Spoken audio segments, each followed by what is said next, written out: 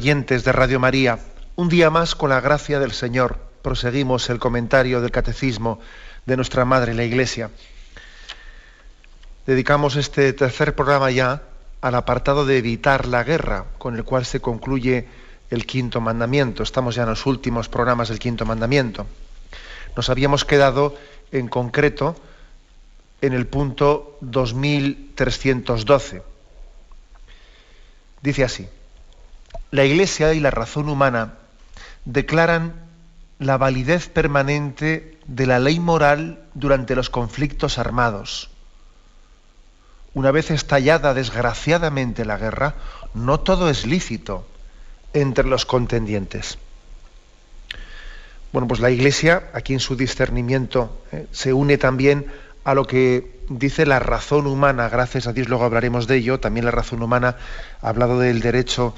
Bueno, se habló tradicionalmente del derecho de gentes, y existe también pues una reflexión de razón natural, de ética natural, que ha sido un poco el caldo de cultivo desde el que se ha ido legislando. Hay una legislación internacional sobre también la regulación moral, de la ética, del ejercicio de la fuerza en los conflictos armados. Cómo regularla, ¿no?, para que el uso de la fuerza pues no sea todavía más inmoral, ¿no?, o no tenga perjuicio precisamente para los más inocentes. Los poderes públicos, por lo tanto, tienen obligación, no derecho, sino obligación de también reflexionar sobre esto. ¿Qué ocurre? Pues ocurre que es muy fácil que cuando alguien está metido en una guerra, incluso aunque la guerra no la haya originado él, incluso aun cuando él sea víctima, ¿no?, si la ha originado él, mucho peor todavía, claro.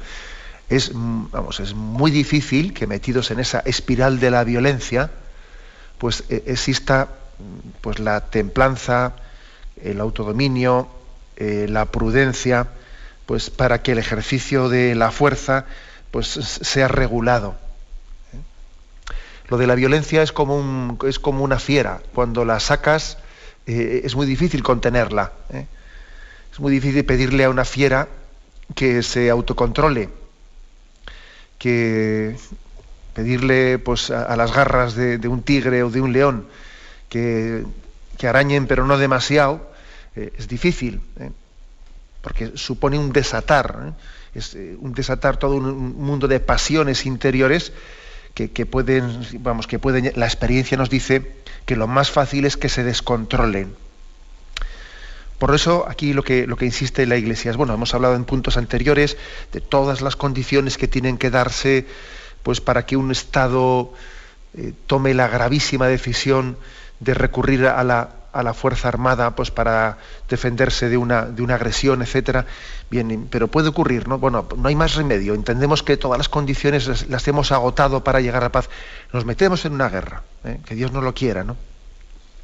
Ahora se produce otro problema moral. Vamos a ver, ahora que estamos en guerra, ¿cómo procedemos para que el uso de la fuerza sea comedido, sea proporcionado, etcétera? Este es el tema que se trata aquí en este punto 2312.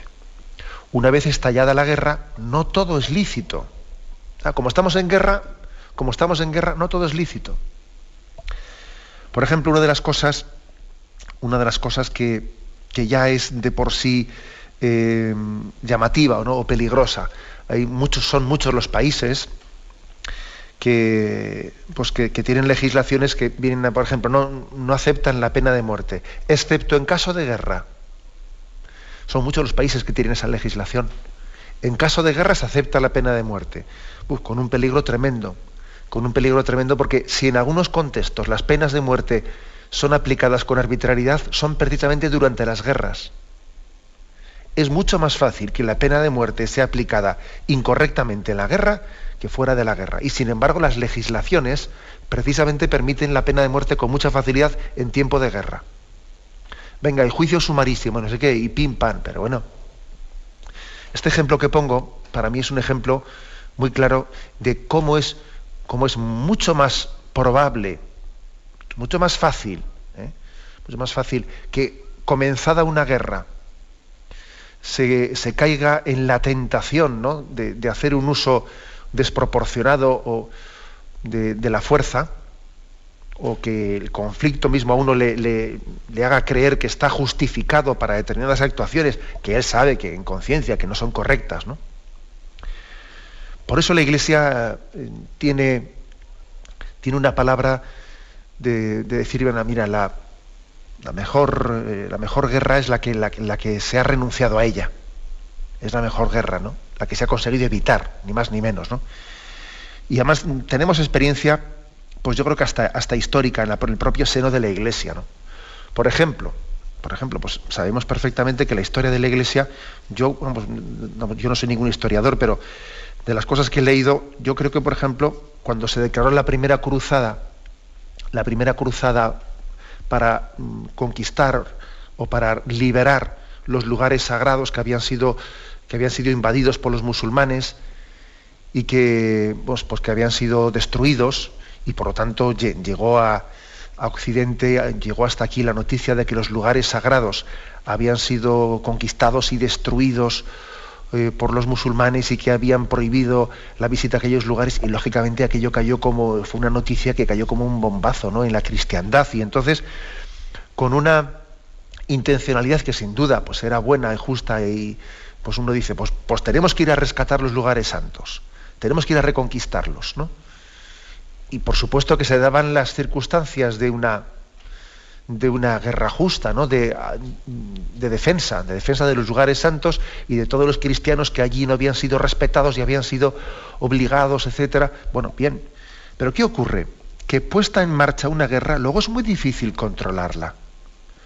Pues luego resulta que las tropas de todos los cruzados, muy heroicos por otra parte, muy heroicos, eso no lo niega nadie, pero todos los cruzados van camino hacia los santos lugares para la cruzada. Entonces, yendo en camino, pues como van a algo heroico, se creen con derecho de que pues aquí vamos de camino y vamos confiscando los bienes de todo el mundo. Y entonces, ¿qué diferencia hay entre confiscar los bienes para dar de comer a las tropas o robar a los pobres según pasamos? Y pues claro, ocurre eso.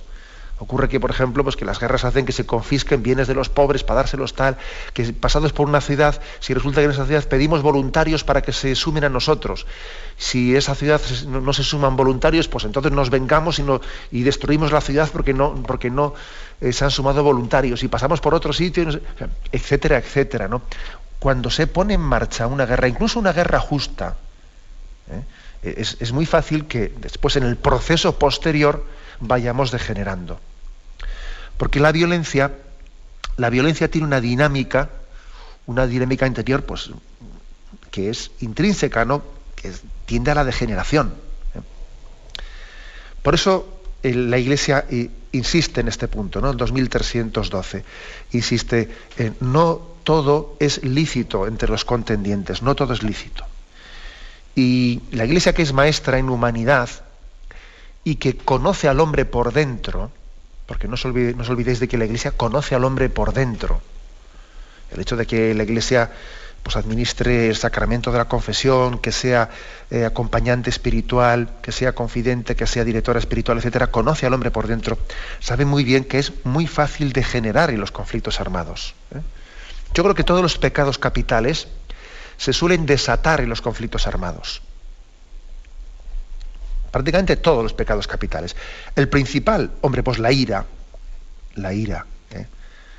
Sencillamente es muy, muy fácil que en un conflicto armado alguien odie a su contrincante, ¿no? Y se alegre, pues no solo cuando tiene una victoria, sino cuando el otro le puede hacer sufrir más, porque como el otro he visto que también ha hecho sufrir a los míos, yo me siento totalmente justificado pues para odiar. Es más, incluso a algún militar igual le podría parecer de que para poder luchar con fuerza hay que tener odio. Si no tienes odio, entonces parece que no tienes garra para luchar.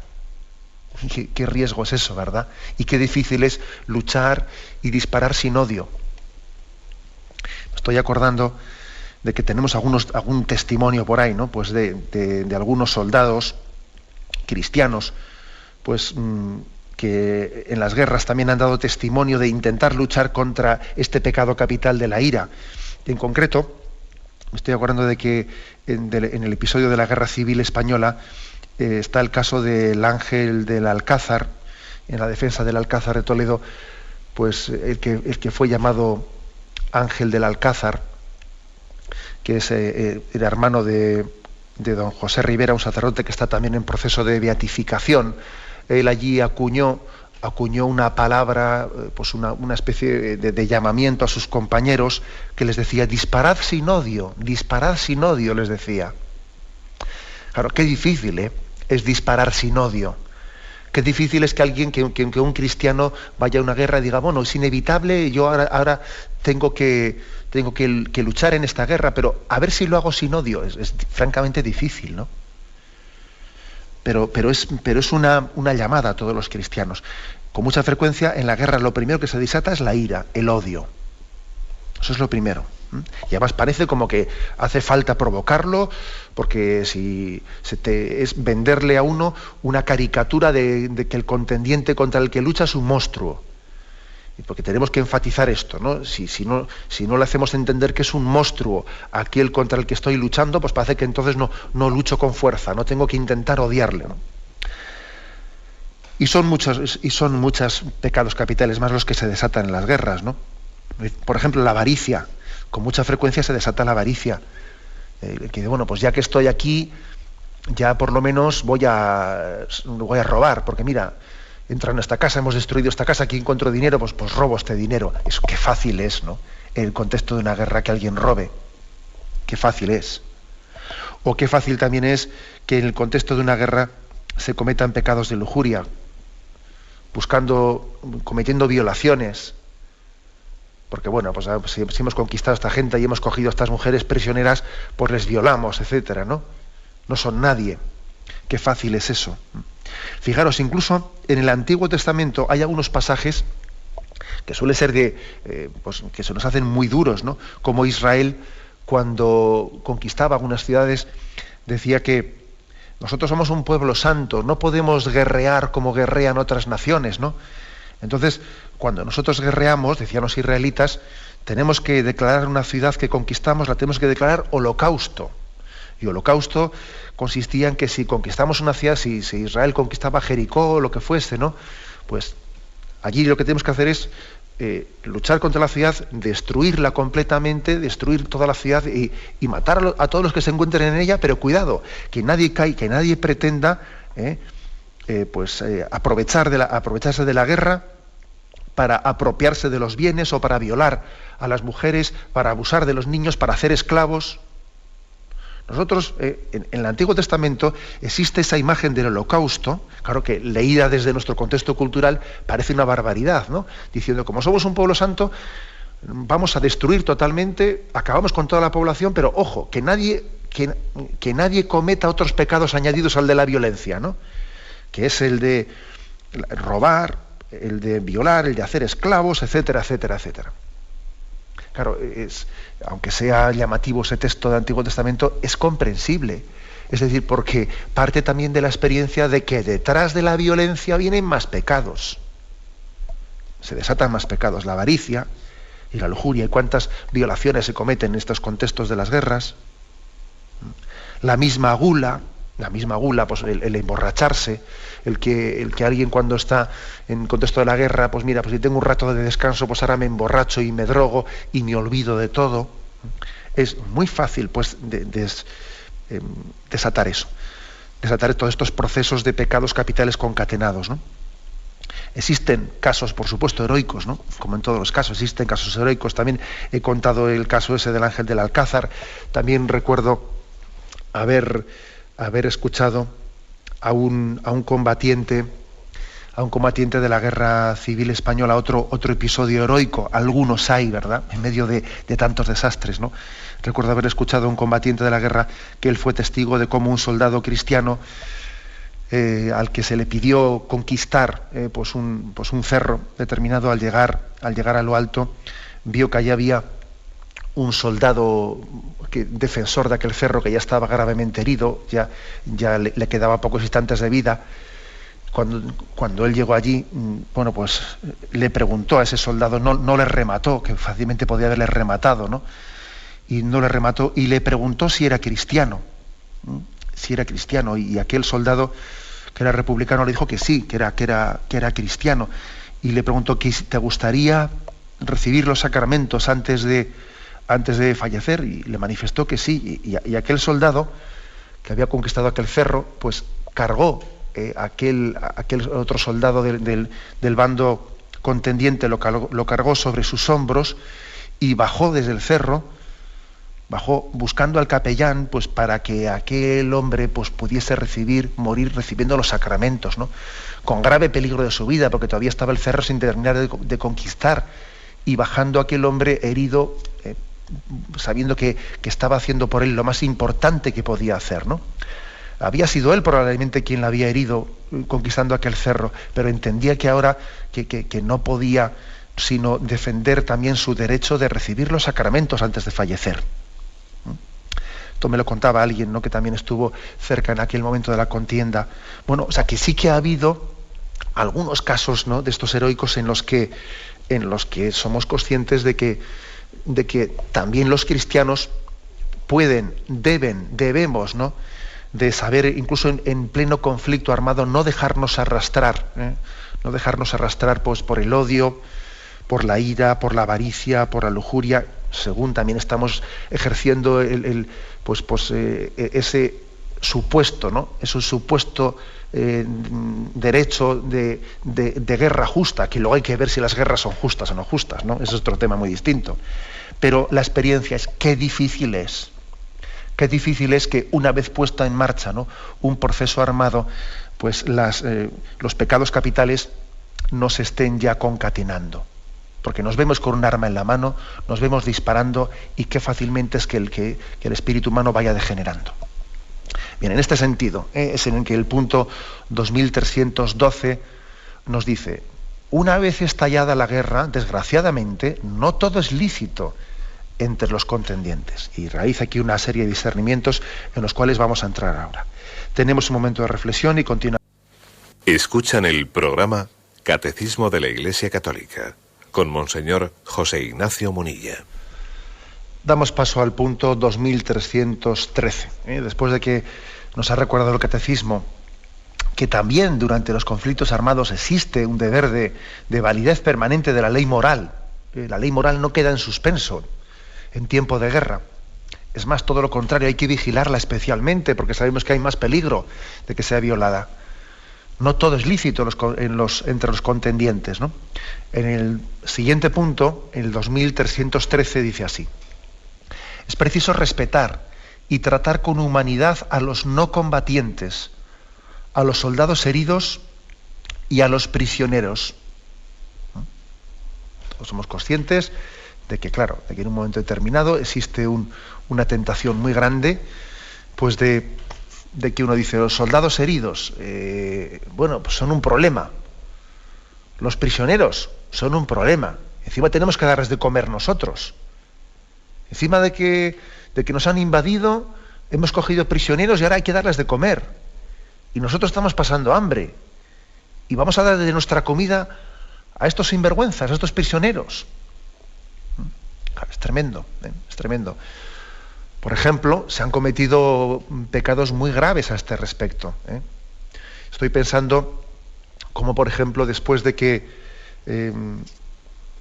los aliados consiguieron la primera victoria importante, ¿no?, contra los nazis en la batalla de Stalingrado, después de aquel durísimo invierno en que Hitler, pues allí el invierno parece que paró su avance y les derrotó, etcétera. Bueno, pues se hicieron muchísimos prisioneros alemanes, pues unos 100.000 prisioneros alemanes o 120.000. Pero de esos 100.000 o 120.000 prisioneros alemanes, bueno, pues solamente 8.000 o 9.000, fijaros bien, es decir, un 7 o 8% solamente sobrevivieron esos prisioneros. Todos los demás murieron de hambre o de enfermedad. Os estoy contando un caso concreto, porque bueno, es decir, que todos pecamos en las guerras de inhumanidad.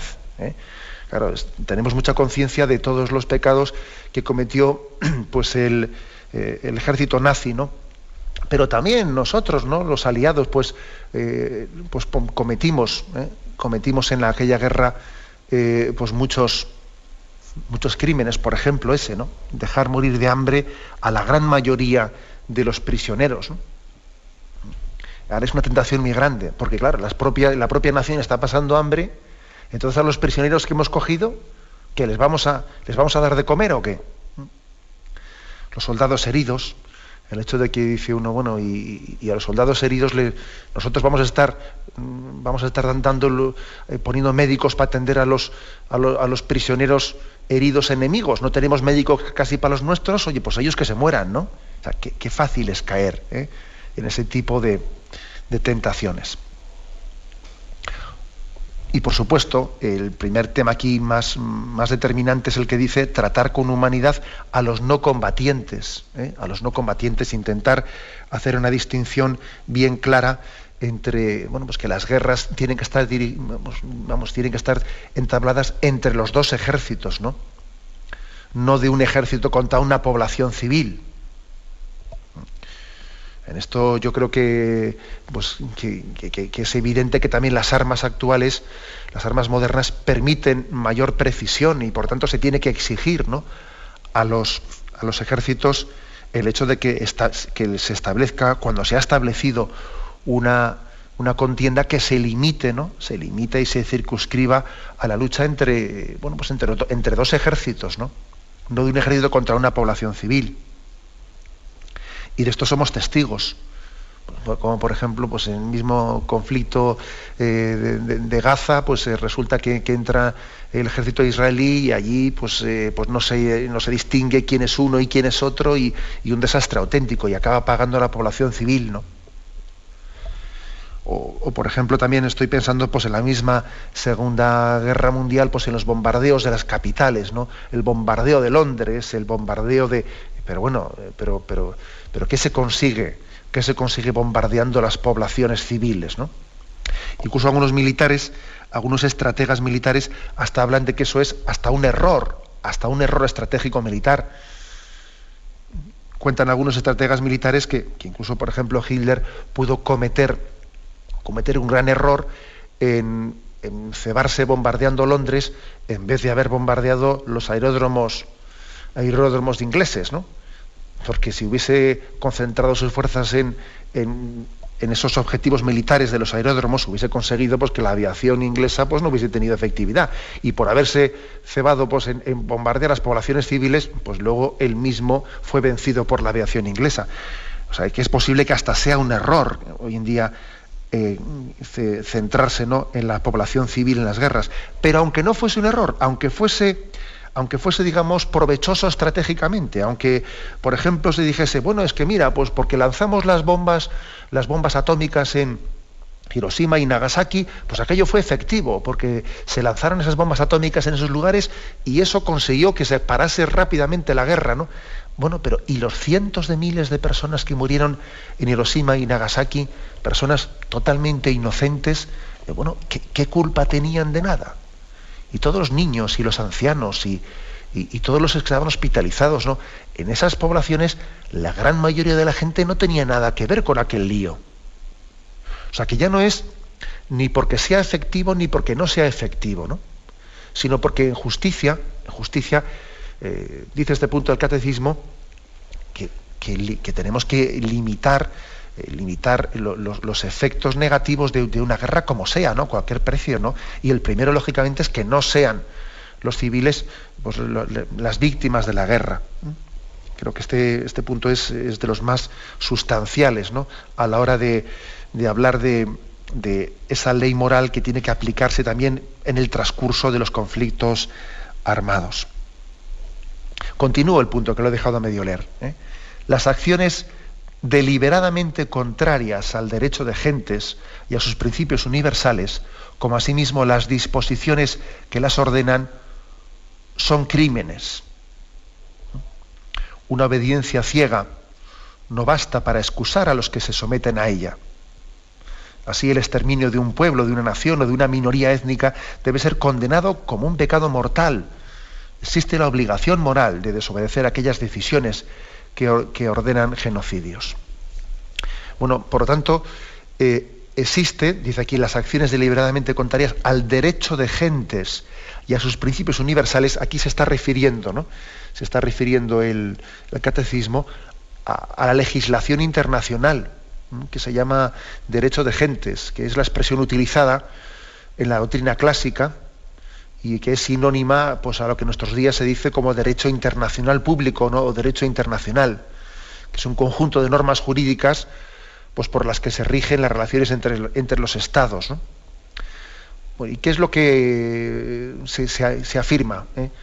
Pues que el derecho internacional humanitario, o derecho de conflictos armados, o derecho de la guerra, que tiene distintas terminologías, comprende principalmente dos ramas. El derecho de Ginebra y el derecho de la Haya. El derecho de Ginebra, o derecho humanitario, propiamente dicho, tiene como objetivo proteger a los militares puestos fuera de combate y también a las personas que no participan en las hostilidades, en particular la población civil. Eso es lo que regula principalmente el derecho de Ginebra. Proteger a los militares que han puesto fuera de combate, pues, por ejemplo, a los que se han cogido prisioneros, y también a las personas, a los civiles, que no participan en la contienda. Y el derecho de la Haya, que también se le llama derecho de la guerra, determina derechos y obligaciones de los contendientes en sus operaciones militares, intentando limitar la elección de los medios que puedan perjudicar al enemigo. O sea, el derecho de la Haya sobre todo regula, pues, el tipo de armamentos que se pueden utilizar, porque todos somos conscientes de que hay un tipo de armamentos de destrucción masiva o un tipo de armamentos indiscriminados, que si bombas racimo de no sé qué, que si tipo de, o sea, o armamentos químicos, ¿no? Armamentos químicos que uno los lanza y luego y son tan indiscriminados que no se sabe contra quién se están dirigiendo. Claro, lógicamente también debe de existir una prohibición de las armas que son difícilmente utilizables contra un objetivo muy concreto. De lo contrario, las armas lo que van a hacer es agredir indiscriminadamente a justos, inocentes y a todo el mundo. Entonces, no siempre la efectividad, la mayor efectividad, es moral. Las armas nucleares, pues es un caso bien concreto. Las armas nucleares es imposible que sean utilizadas de una manera proporcionada, porque la potencialidad que tiene un arma nuclear, pues va a acabar matando a justos, inocentes y a todo el mundo, y eso ya pasa de legítima defensa, ¿no?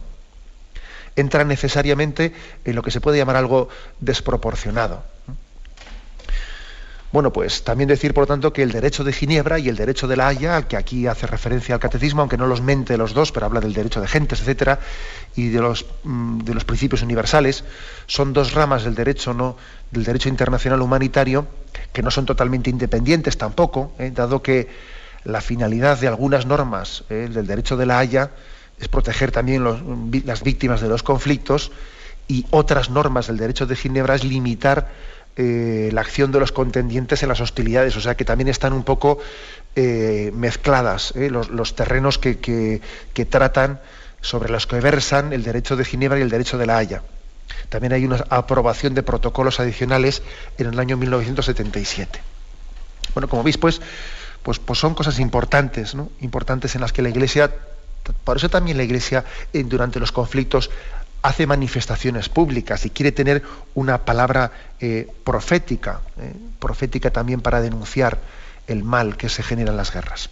Tenemos un momento de reflexión, continuamos en 13, en el que habíamos quedado. Pues ciertamente, un caso práctico de lo que hemos venido explicando en la intervención anterior, pues es, por ejemplo, aquel tribunal de Nuremberg, que después de la Segunda Guerra Mundial, pues juzgó a los dirigentes nazis. Es un caso bien concreto de la aplicación del derecho internacional. Y también existen actualmente, pues, en trámite otros juicios de los criminales de guerra de las guerras de los Balcanes. Hay algunos generales que han sido juzgados, otros están en búsqueda por los crímenes de guerra cometidos durante durante las guerras. Claro, alguno podría decir, bueno, pero si en la guerra todo es crimen, ¿cómo pueden juzgar a alguno después de una guerra por crímenes de guerra? Ya, bueno, sí, pero no. Sí, pero no, porque ciertamente, por supuesto que en una guerra, ¿no? En una guerra es muy difícil distinguir entre el asesinato totalmente desproporcionado, ¿no? y una agresión que está dentro de la lógica proporcionada de la guerra. Es muy difícil poner esa línea divisoria. Pero hay casos que ya son flagrantes y ya son claramente crímenes de guerra. Cuando hemos sido testigos de cómo se han llegado a violar todos los derechos de las poblaciones civiles, etcétera, se ha sometido a tortura a las poblaciones antes de matarlas. Entonces, es muy difícil poner la raya entre el uso proporcionado o desproporcionado de la fuerza en tiempo de guerra. Pero hay casos que ya son evidentes, que llaman al cielo y deben de ser juzgados. Deben de ser juzgados también. Esos juicios, yo pienso que no son unos juicios de venganza, sino que son muy importantes porque están dando pues un ejemplo, ¿no? Y un ejemplo y un aviso para navegantes, para que en futuros conflictos también el que esté combatiendo sepa que puede ser juzgado por la forma en la que combate. Yo creo que es importante que quienes están en una guerra sepan que va a haber, ¿no? Pues una instancia internacional que pueda juzgar la forma en la que está teniendo lugar, se está desarrollando ese conflicto. Pero bueno, también digámoslo todo, que pues igual que después de la Segunda Guerra Mundial se produjo el Consejo del Tribunal de Nuremberg para juzgar los crímenes nazis, pues claro, nadie hizo otro tribunal para juzgar también los crímenes de guerra que se cometieron por el otro bando, que como he dicho antes, pues algunos también se cometieron, ¿no? Usos desproporcionados de la fuerza y crímenes pues contra los propios prisioneros, etcétera, etcétera. Continúa este punto 2313 diciendo: una obediencia ciega no basta para excusar a los que se someten a ella. Este es un tema muy importante. Así, el exterminio de un pueblo, de una nación o de una minoría étnica debe ser condenado como un pecado mortal. Existe la obligación moral de desobedecer aquellas decisiones que ordenan genocidios. Claro, porque en un tiempo de guerra, pues si yo soy un soldado y soy un mandado, y a mí me piden hacer una barbaridad, pues yo tengo que obedecer, ¿no? No tengo más remedio que obedecer. Es más, si no obedezco hasta me pueden montar un consejo de guerra. Pues es verdad. Podría ocurrir que en un contexto determinado alguien, por no obedecer, pues pueda correr grave peligro su propia vida, ¿no? Pero fijaros bien, sin embargo, este punto del catecismo lo dice con claridad. O sea, no se puede escudarse en la obligación de obedecer para cometer crímenes contra la humanidad. Aquí sí que se aplica eso de que hay que obedecer a Dios antes que a los hombres, ¿no? Y no podemos recurrir al argumento de la obediencia o del temor a la desobediencia, pues bueno, pues para cometer crímenes. Que pueda haber habido personas que por el miedo a ser fusilados, etcétera, se hayan visto obligados a cometer barbaridades y entonces en su conciencia interior el grado de culpabilidad que tengan pues esté aminorado porque han cometido barbaridades presionadas. Bueno, se entiende, lo entendemos. Y entonces pues su culpabilidad pues estará minorada por las presiones tan fuertes a las que se han visto sometidos, ¿no? Lo entendemos, pero no lo justificamos. O sea, existe también, ¿no?, un deber de desobediencia de determinadas órdenes militares incluso, ¿no? Obligación de desobediencia cuando las órdenes, pues como dice aquí, están provocando genocidios, ¿no? Entonces, bueno, pues ¿esto qué supone? En primer lugar, yo diría, esto está dando a entender cuál es el concepto de obediencia que tiene la moral católica. Algunos piensan que la moral católica predica una obediencia que es despersonalizadora, que anula la voluntad, que genera personalidades inmaduras, porque es no pensar por uno mismo, someterse a la voluntad de otro, y entonces eso es totalmente falso y además queda bien demostrado en este punto concreto.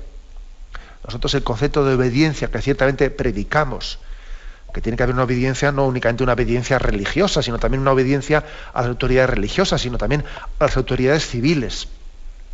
Como eso ya lo explicamos en el cuarto mandamiento, que las autoridades civiles vemos pues delegado en ellas pues esa responsabilidad y esa autoridad y esa potestad recibida de Dios. Por tanto, les debemos obediencia a las autoridades civiles, porque tienen una potestad recibida de Dios. Bien, pero ese concepto de obediencia que predicamos no se puede llevar hasta el extremo de pensar que entonces anula mi discernimiento, anula mi voluntad y yo soy sencillamente pues un instrumento despersonalizado, ¿no? Como si yo fuese un gatillo. No, yo soy un gatillo, no, yo soy un alma, yo tengo alma, tengo voluntad, tengo inteligencia. Luego la obediencia no puede ser ciega. La obediencia no puede ser ciega, porque cada uno es responsable de sus actos. A mí, yo siendo ya jovencito, me impresionó mucho pues, lo que solían contarnos en el colegio con respecto al soldado norteamericano que fue el encargado de lanzar la bomba atómica, pues no sé si en Hiroshima o Nagasaki, ¿no?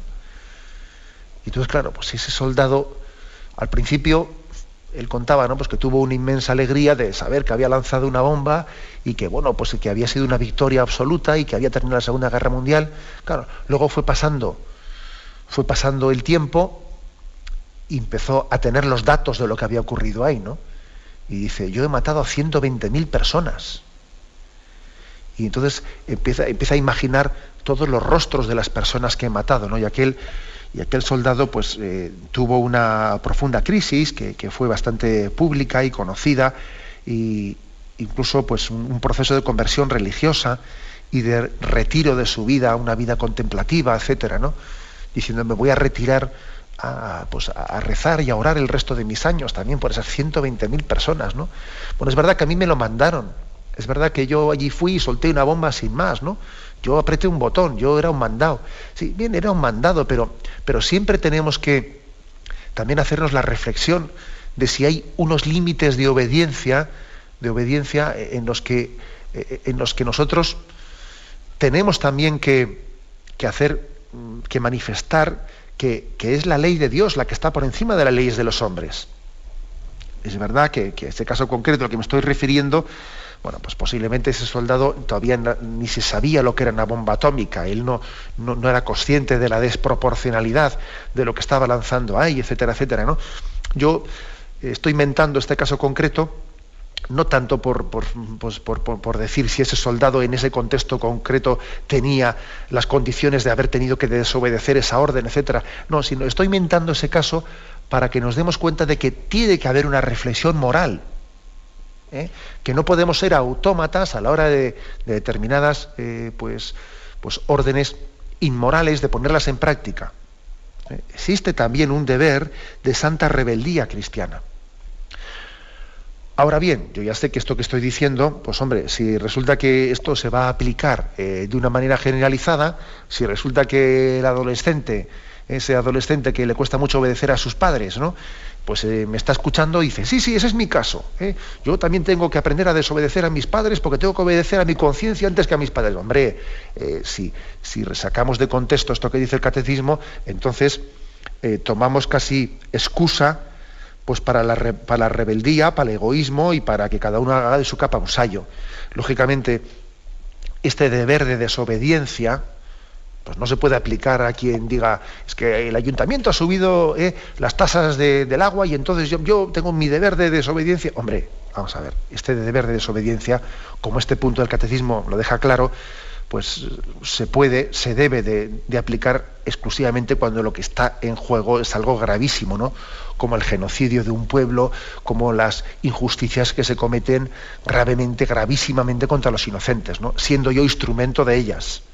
Y por lo tanto tengo obligación de desobedecer, ¿no? No recurriendo a la obligación moral de desobedecer para cualquier cuestión menor o para cualquier capricho mío, etcétera, ¿no?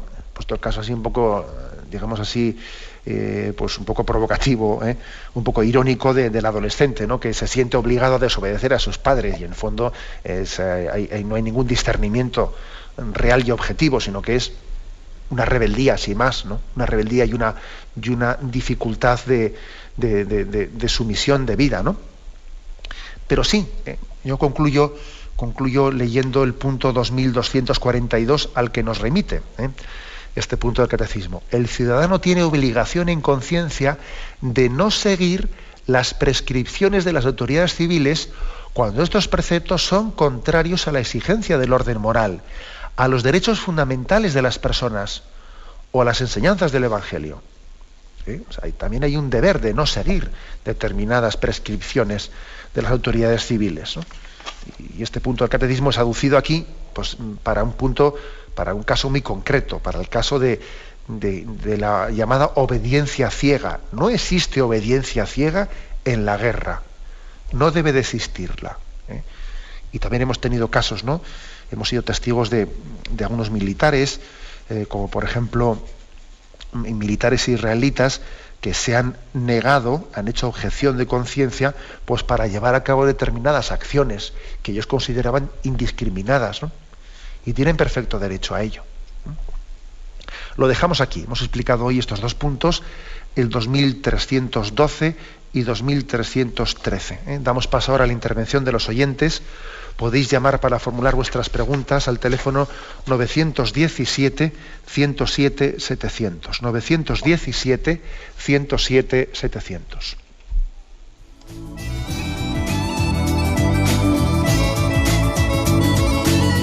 ¿Le gustaría tener sus programas favoritos de Radio María en CD o DVD? Ahora es posible.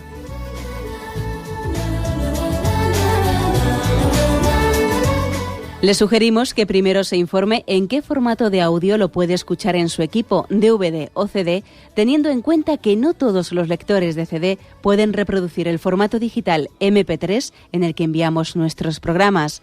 Y luego, si quiere en su casa esos programas que tanto le gustan, solo tiene que escribir una carta a Radio María, Paseo Lanceros 2, primera planta, 28024, Madrid, indicando si lo quiere en CD o DVD y cuántos programas. También le rogamos que escriba su nombre, dirección y no se olvide de facilitarnos un teléfono de contacto para cualquier duda que nos surja.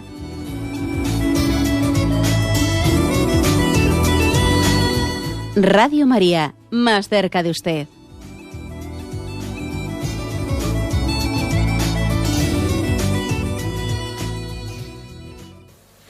Escuchan el programa Catecismo de la Iglesia Católica con Monseñor José Ignacio Munilla. Sí, buenos días. ¿Con quién hablamos? Buenos días. Buenos días. ¿Tenemos algún oyente que creo que no nos escucha? Sí, hola, buenos días. Sí, adelante, le escuchamos, sí. Me llamo Blanca. Adelante, Blanca. Le llamo desde La Rioja.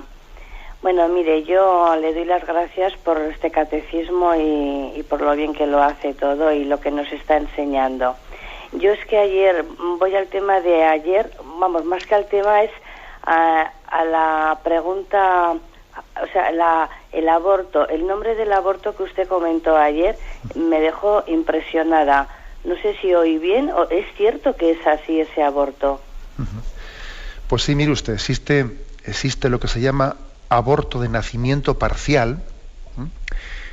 Aborto de nacimiento parcial que consiste en esperar a que se terminen los 9 meses de gestación y que en el momento del parto, en el parto natural, pues antes de que el cuerpo entero del niño haya sido extraído, se decapite al niño, y entonces de esa manera no se ha considerado infanticidio porque el niño todavía no había nacido, y entonces sea aborto. El aborto de nacimiento parcial ha estado legalizado en Estados Unidos pues hasta hace 2 años, que fue el presidente actual saliente Bush el que lo vetó.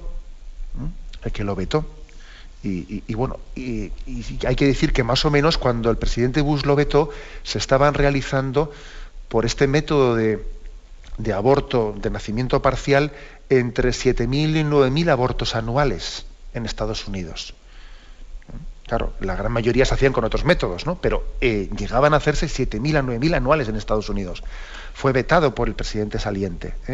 Veremos a ver qué ocurre ahora, si se cambia esa legislación o no, etcétera. Pero hay barbaridades como estas que están ocurriendo. Bien es verdad que tampoco tenemos que dejarnos impresionar por esto, porque los otros métodos de aborto, aunque se hagan con 3 o 4 meses, esencialmente son lo mismo, Esencialmente es exactamente lo mismo cargarse a un niño con 3 o 4 meses que esperar al parto natural. En realidad, sustancialmente es lo mismo. Lo que pasa es que este método nos hiere más, ¿no? Nos hiere porque, claro, pero ojo, tenemos que tener cuidado de que la gravedad moral de los actos que hacemos no la califiquemos por la impresión que nos causan, sino por lo que es el hecho en sí. Y en sí un aborto es lo mismo con 3 meses que con 9. Bien, adelante, vamos a pasar a un siguiente oyente. Buenos días. Buenos días, padre. Sí, le escuchamos. Rosita, desde Asturias. Adelante, le escuchamos. También quería tocarle este tema, que si tenemos que obedecer a las leyes que ahora tenemos aquí en el país, que siempre también son una guerra espiritual, ¿no? En la cual nos están matando a los bebés y en la cual nos están matando el conocimiento de Dios, nos están anulando a Dios. Esta también es como una guerra, y en las escuelas, en todo lo que sea enseñanza religiosa, se está anulando. ¿No es una guerra también espiritual? Bueno, pues muchas gracias. Sí, gracias a usted por su intervención. Y evidentemente, por ese mismo argumento que usted expresa, tenemos obligación de estar atentos al ejercicio de la objeción de conciencia entre nosotros. Pues, por ejemplo, el hecho de que médicos, enfermeras, personal sanitario cristiano digan: yo tengo que objetar, que hacer objeción de conciencia en muchas cosas que sé que son contrarias. Yo no puedo estar participando de un aborto, no puedo estar participando de esto, y yo soy un anestesista y me piden que anestesie esta, pues para que le hagan un aborto después, y esto no sé qué, y esto no sé cuántos, ¿no? O, por ejemplo, la objeción de conciencia en los colegios, frente a la asignatura de la educación para la ciudadanía, o frente a otro tipo de situaciones que las que tenemos que objetar porque vemos que un colegio se ha implicado con un plan de formación indebido, etcétera. O sea, por supuesto, ¿no?, que existen un tipo de violencias mucho más sutiles que las de la guerra.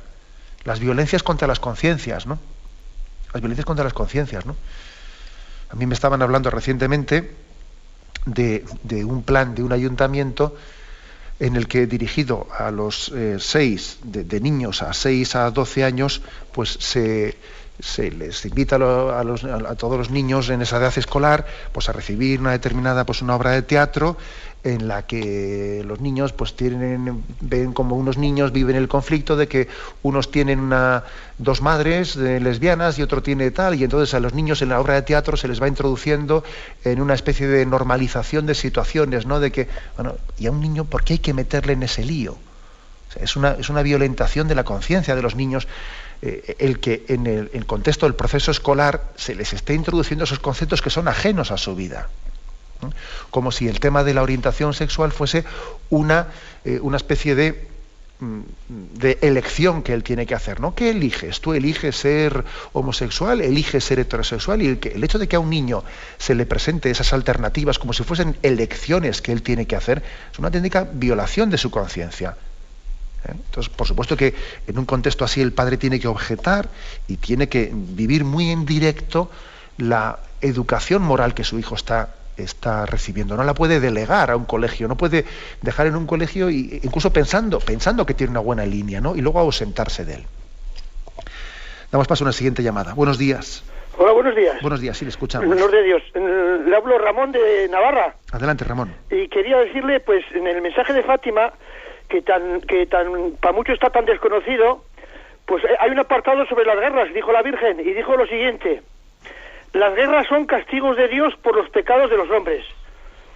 Y luego también hay otra cosa que tenemos hoy en día, que es la guerra fría, que si el enemigo no sabemos por dónde viene el enemigo, o sea que hay gente a lo mejor que parece que te quiere mucho y por detrás te está hinclando un puñal. Y luego también le agradezco lo que dijo el otro día de los ecologistas, que yo he hablado con muchos ecologistas que van a favor de los animales, muy bien, como iba San Francisco de Asís, pero San Francisco de Asís primero adoraba a las criaturas y van en contra a favor del aborto. ¿Me entiende, no? De acuerdo, permítame un comentario. Yo no me imagino la palabra de que la guerra es un castigo de Dios en el sentido de que Dios te envía a la guerra, sino que en realidad el auténtico castigo consiste en que el hombre, cuando libremente se aparta de la mano de Dios o le da la espalda a Dios, en el propio pecado está la penitencia. O sea que en realidad el castigo consiste, mejor dicho, en que Dios respeta esa decisión tan terrible del hombre de darle la espalda a Dios, ¿no? El castigo, en el fondo, es el respeto de la decisión de respetar las consecuencias que se derivan de que nosotros demos la espalda a Dios. No es Dios el que nos manda a la guerra, sino que ocurre que es nuestro pecado el que la provoca. En todo caso, el castigo consiste en decir: tú te sueltas de mi mano, no quieres que te lleve de mi mano, bueno, pues tú solo, venga, tú solito. Ese es el castigo. El castigo es, de alguna manera, el respeto a la decisión libre del hombre de darle la espalda a Dios. Esto es bueno entenderlo, no vaya a ser que pensemos que la guerra nos la ha mandado Dios. Bueno, damos paso al último oyente. Buenos días. Hola, buenos días. Sí, buenos días, le escuchamos. Sí. Monseñor. Adelante. Mire, quería hacerle una pregunta. Es que en la iglesia que yo voy hay un letrero que pone: Gaza somos todos. Yo creo que no me parece bien que haya puesto eso allí en la iglesia, porque yo no me siento incluida en eso. De acuerdo. Bien. No para el oyente que ya ha colgado, sino para los demás oyentes, cuando llamen ustedes, procuren apagar el receptor, porque se acopla y es difícil escucharlo. Bueno, vamos a ver, yo creo que el conflicto de Gaza, yo he tenido la ocasión de decir que si ese letrero, Gaza somos todos, se interpreta como que nosotros nos adherimos a una de las dos partes en el conflicto, entonces ciertamente no es correcto. No es correcto porque, porque es que es evidente que en un conflicto como el entre los israelitas y Hamás ahí en Gaza, ninguna de las dos partes tiene justificación moral en su forma de proceder, ninguna de las dos partes, ¿no? Ahora, si se interpreta esa especie de adhesión a Gaza, si se interpreta como que somos conscientes de que la población civil palestina está sufriendo pues un ataque o una respuesta desproporcionada por parte del ejército israelí, lo entenderíamos, ¿no? Lo que pasa es que es verdad que yo creo que hay que pronunciarse proféticamente frente a ese conflicto sin dar la impresión de que nosotros nos ponemos a favor de un bando, porque es que hay que afirmar categóricamente que los dos bandos ahí están violando cualquier principio moral.